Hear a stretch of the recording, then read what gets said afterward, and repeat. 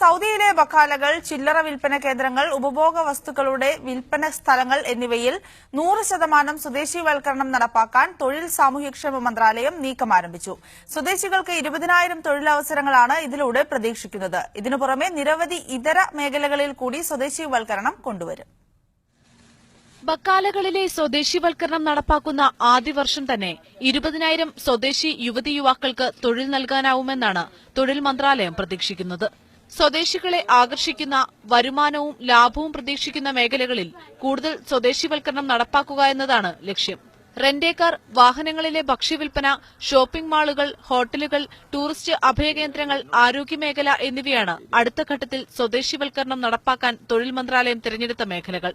റെന്റേക്കാർ മേഖലയിൽ 100% സ്വദേശിവൽക്കരണം നടപ്പാക്കുന്നതിലൂടെ 5,000 പേർക്ക് ജോലി നൽകാനാവുമെന്ന് അധികൃതർ പ്രതീക്ഷിക്കുന്നു.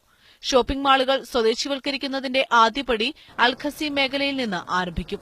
6,000 സ്വദേശികൾക്ക് അൽഖസീമിൽ മാത്രം ഈ രംഗത്ത് ജോലി നൽകാനാവും. 2018ഓടെ ടൂറിസം മേഖലയിൽ 33,000 സ്വദേശികൾക്ക് തൊഴിൽ നൽകാനാവുമെന്നും മന്ത്രാലയം പ്രതീക്ഷിക്കുന്നു. ആരോഗ്യമേഖലയിൽ 7,500 ജോലിക്കാർക്കുള്ള കരാറുകൾ മന്ത്രാലയം ഇതിനകം ഒപ്പുവച്ചിട്ടുണ്ട്.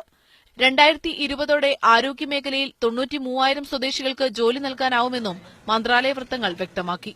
Media 1 Riyadh.